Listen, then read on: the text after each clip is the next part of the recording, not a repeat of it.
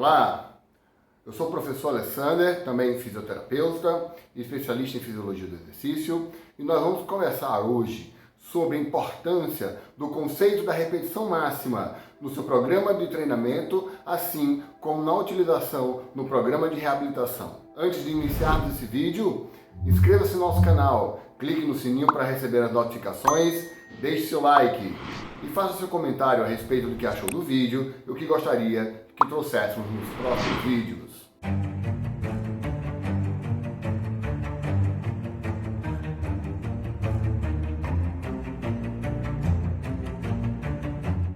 Quando falamos de um programa de treinamento de sucesso, seja ele para reabilitação ou para o condicionamento físico, ganho de hipertrofia, de força, para embelezamento atlético ou para a própria saúde, nós precisamos cumprir determinadas funções. Por exemplo, nós vamos normalmente determinar grupos de repetições que se encaixam dentro de uma faixa de treinamento, seja ela de hipertrofia, seja ela de força pura, seja ela de estamina, ou seja, de resistência muscular localizada. E isso vai depender do percentual de carga utilizado em relação a um RM, ou seja, uma repetição máxima, ou também em virtude daí dos números de repetições utilizadas. É muito comum quando na prática de treinamento, na sala de aula, você observe um indivíduo realizando um exercício com a carga extremamente leve e brinque. Ó, cara, tá fazendo fisioterapia, né? E isso traz um conceito que muitas vezes é equivocado, pois a fisiologia do exercício ela é idêntica, seja para o objetivo de ganho de força, de treinamento, de desenvolvimento atlético, seja para reabilitação. Então, quando eu quero atingir um determinado objetivo, eu tenho que desenvolver a força de acordo com o programa que eu realizei, da mesma forma que eu utilizo para um treinamento de força, para o esporte. Então, pensar em desenvolver uma reabilitação sem exigir o máximo daquele músculo é uma coisa que não funciona adequadamente. Por isso que muitas vezes você vai observar a execução de tratamentos de longa duração que não são necessários para longa duração. Poderiam ter sido encurtados a partir do momento que fossem trabalhados a força desse indivíduo de forma adequada. Então, para resolvermos essas questões, tanto explorar o melhor que você pode do treinamento de força, seja para o benefício esportivo ou de realização, nós precisamos iniciar trabalhando com o conceito de repetição máxima. Antes de entrarmos nesse conceito, vamos falar do que seria uma repetição. A execução de uma repetição significa a execução de um movimento articular, onde você vai ser dividido em duas fases, a fase concêntrica e a fase excêntrica. Na fase concêntrica ocorrerá a contração muscular com o levantamento da carga, e a fase excêntrica ocorrerá a contração muscular com o retorno da carga à sua posição inicial. Quando desenvolvemos os programas de treinamento e aí definirmos a área, ou seja, a zona de treinamento que vamos trabalhar, por exemplo, na zona de hipertrofia, que envolve de 75% a 80% de carga máxima para 1 RM, nós vamos trabalhar na faixa média de 8 a 12 repetições, podendo haver algumas variações de acordo com o grupo muscular envolvido, mas a média seria de 8 a 12 repetições. Bom, uma vez determinado essa faixa de treinamento, nós aí precisamos entender qual é a carga ideal para isso. E o conceito básico, nós vamos nos prender normalmente a que eu preciso calcular a carga para 1 RM. E há de convir que isso não é viável, tanto para uma sessão de treinamento, né? Não tem como você testar todos os exercícios e fazer um teste de carga máxima, como demanda um gasto energético muito alto, que tem grande risco de lesão, e isso precisa ser com intervalos de repouso muito altos também. Então, é inviável colocar no treinamento do dia a dia, seja para reabilitação, seja para o treinamento de força, para o treinamento de um atleta, está fazendo o cálculo de um RM com frequência. Mas, professor, seria a única forma da gente calcular a carga ideal para aquelas RMs determinadas? Claro que não. E o próprio conceito de RM já lhe dá essa possibilidade. A partir do momento que ele diz que a faixa de repetição máxima, né, ela é dentro de 8 a 12 repetições para 75 a 80% de carga máxima, ele já está te dizendo que a repetição daquele indivíduo, daquele exercício, deve ocorrer dentro dessa faixa. Mas como assim? Aí para isso eu preciso entender o que seria RM, o que são repetições máximas. Repetições máximas são o máximo de repetições que você consegue realizar para uma determinada carga, né, onde ocorre a falha concêntrica. Ou seja, quando eu determino que o indivíduo deve realizar 10 repetições, ele vai realizar essas 10 repetições e nessa 10ª repetição, ao final da execução da concêntrica, vai ocorrer a falha, chamada falha concêntrica, ou a fadiga momentânea, onde incapacita esse indivíduo de realizar a 11ª repetição. Ou seja, ele só consegue realizar 10 repetições com essa carga e não 11. Dessa forma, eu encontrei a carga ideal para 10 repetições. Poxa, mas como é que eu vou adivinhar essa carga? Primeiro, a gente inicia com aproximações máximas. Como assim? Eu vou colocar uma carga que, dentro da minha experiência e do acompanhamento daquele indivíduo, acredito que seja próximo da realidade e mando que ele realize o máximo de repetições. Se eu, por exemplo, quero fazer 10 repetições máximas e eu mandei que ele fizesse o máximo de repetições até a falha e esse indivíduo, por exemplo, chegou a 20 repetições, ou seja, ele extrapolou em 100% o número de repetições desejáveis. Então a carga que eu coloquei para ele fazer o teste foi ínfima em comparação à capacidade dele. O que é que eu preciso fazer? Teoricamente, eu poderia dizer, olha, ele ultrapassou 100%, eu posso aí, então, aumentar a carga em 100%. Só que essa relação ela fica, muitas vezes, um pouco falha. Então, você pode aumentar a carga aproximadamente em 100%. Vamos colocar 80%. Então, digamos que ele fez para 10 repetições, nós demos 10 quilos a ele e solicitamos que fizesse. Atingiu 20. Então, ao invés de colocar 20 quilos, vamos colocar 18, 17 e pedir que ele repita o teste. Faça o máximo de repetições até a falha. Se a aula próxima ele chegou em 12, significa que eu cheguei muito próximo. E aí eu preciso fazer pequenos ajustes de carga para que na próxima teste ele chegue na falha, exatamente nas 10 repetições. Ou pode fazer, quando você trabalha com uma zona de treinamento, para que esse indivíduo tenha falha dentro daquela zona. Tá? Mas ainda trabalhando o conceito, ou seja, é aquela carga que o indivíduo vai realizar apenas as 10 repetições que nós estipulamos e ele não vai realizar 11. Poxa, mas qual é a importância disso no meu programa de treinamento? Qual a importância disso para o meu programa de reabilitação? Para ambos os casos, isso é extremamente importante, porque eu estou garantindo que quando ocorre essa falha concêntrica, todas as fibras musculares foram exigidas. Então a falha concêntrica ocorreu porque houve um desgaste energético de todas as fibras musculares.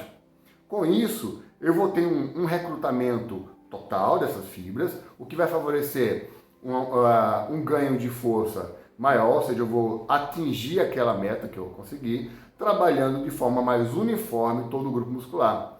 Lembrando que a repetição máxima, ela só é válida quando o indivíduo mantém a amplitude articular desejada. Ou seja, se eu solicitei que fizesse as 10 repetições com aquela determinada carga, mas ao atingir essas 10 repetições, o indivíduo houve redução de amplitude da articulação, ou seja, para que ele conseguisse realizar os movimentos, precisou que ele tivesse uma perda da amplitude de movimento, essa não é a carga ideal para as 10 RM, ou seja, essas 10 RM não são verdadeiras.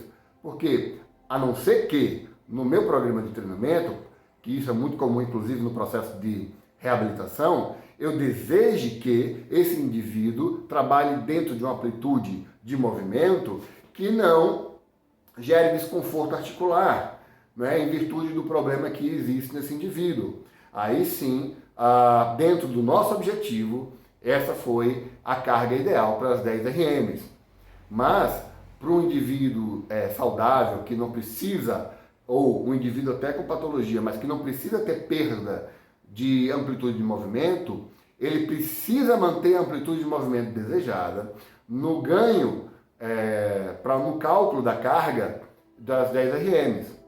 Tá? Então, ou seja, não importa o programa que eu faça, se eu quero atingir aquele objetivo, porque eu preciso fazer com que o indivíduo chegue à falha concêntrica dentro daqueles números determinados ou dentro daquela faixa determinada. E você pode estar utilizando aí a questão do percentual de que ultrapassou ou que não chegou, como por exemplo, se eu quero que o indivíduo realize 10 repetições e ele só conseguiu 6, significa que faltou aí 40% para ele chegar às 10, né? Ou seja, ele conseguiu apenas 60% da meta, que seriam 10. Ele conseguiu 6 apenas. Então eu preciso pelo menos aumentar ou diminuir essa carga mais ou menos em 40% para que ele consiga chegar em 10 repetições. E aí eu faço a redução da carga aproximadamente nesses 40%. E vou fazer o teste, e aí o indivíduo vai chegar no número de repetições que a gente determina. Por que eu falo aproximadamente? Porque quando a gente retira esses 40%, às vezes ele vai chegar em 5, em 10, em 11, 12, ou 8, ou 9. Então você vai precisar fazer um ajuste fino através de aproximações máximas, ou seja, para que você consiga chegar à carga ideal. Muito bem. Ficou claro da importância de trabalhar com o conceito de RM? Ou seja, para realizar aquilo que você deseja no seu treinamento, você tem que, no mínimo, trabalhar dentro do conceito de RM. Porque senão o seu programa, que foi estipulado, que foi desenvolvido para atingir um determinado objetivo, se não trabalhar dentro do conceito de RM, você não está executando o seu programa conforme ele determina. E isso serve também para a reabilitação. Então você pode estar se perguntando, poxa, o que é que isso tem a ver? Mas eu tenho um indivíduo com dor, eu tenho um indivíduo, por exemplo, com artrose, ou com a instabilidade femoropatelar, por exemplo, e eu vou entrar com treinamento de força, com a função de estabilizar a patela, trazer ela para que corra no local correto. E como que eu vou atingir isso aí? Eu preciso fazer com que eu desenvolva a força dos músculos que vão estabilizar a patela. E como é que eu desenvolvo força? É trabalhando as cargas de forma a atingir o objetivo pré-determinado. Por exemplo, nós vamos trabalhar aí dentro da faixa de 8 a 12 repetições para esse ganho de força e hipertrofia. E para que eu tenha esse benefício de ganho de força e hipertrofia, é preciso que se trabalhe dentro das RMs. Mas aí você pode perguntar, professor, o meu paciente está com dor patelar. E quando eu trabalho com a carga dentro dessa faixa, para que ela atinja a falha concêntrica, ela acaba sendo uma carga alta, que gera uma grande tensão no tendão patelar e, consequentemente, na patela, gerando dor, verdade? E o que é que eu posso fazer? Por isso que na reabilitação nós vamos trabalhar com algumas mudanças, tanto de amplitude, com a redução da amplitude, para que ele tenha maior conforto de trabalhar e também recrute o músculo dentro dos ângulos finais, fazendo com que ocorra esse fortalecimento dessa parte do músculo, gerando essa estabilização, mas também eu posso iniciar o trabalho desse paciente com sobrecargas menores, levando a falha concêntrica em repetições maiores. Ah, mas professor, mas eu vou estar trabalhando mais a resistência muscular localizada, certo? Só que todas as faixas de treinamento ocorre melhora de todas as características físicas, ou seja, de todas as potencialidades. Ou seja, eu melhoro potência, eu melhoro resistência muscular localizada, eu melhoro força e tem pequenos ganhos de hipertrofia em qualquer faixa. Tá? Mas, quando eu quero atingir aquele benefício adequado, por exemplo, o ganho de força, aí eu trago para as repetições ideais. Mas não quer dizer que eu trabalhar fora dessas repetições eu não vou ter nenhum ganho. Não, eu vou ter ganho de força pequeno, menor, né? Eu vou ter um ganho de resistência muscular localizada maior, mas eu não deixo de ter ganho de força. E eu vou evoluindo esse paciente, estabilizando a patela, reduzindo o quadro álgico. E à medida que eu vou ter melhora do quadro, eu vou trazendo as repetições para próximo da nossa meta. Ou seja, eu iniciei com 25 repetições, dentro de um conforto articular, nos 45 graus finais, e de extensora, né, de extensão de joelho, e vou trazendo essas repetições de 25 para 20, de 20 para 18, para 15, até a gente chegar aí na faixa que a gente deseja, que para esse grupo muscular pode variar aí de 8 a 15, tá? Então, até chegar nesse ponto, nós vamos trabalhando, mas sempre executando o conceito de resistência de repetição máxima. Como assim? Se ele vamos trabalhar com a de 25 repetições, ele vai chegar à fadiga, à falha muscular concêntrica nas 25 repetições. Então, em cada nível que eu trabalhar, eu vou levar sempre essa falha muscular concêntrica, para que eu entenda que ele vai estar trabalhando dentro da faixa correta. E à medida que vai ocorrendo essa progressão, eu vou sempre ocorrendo a falha muscular concêntrica naquela faixa pré-determinada. Olá, gostou desse vídeo? Deixa aqui embaixo nos comentários o que você gostaria que trouxéssemos nos próximos vídeos. Até lá!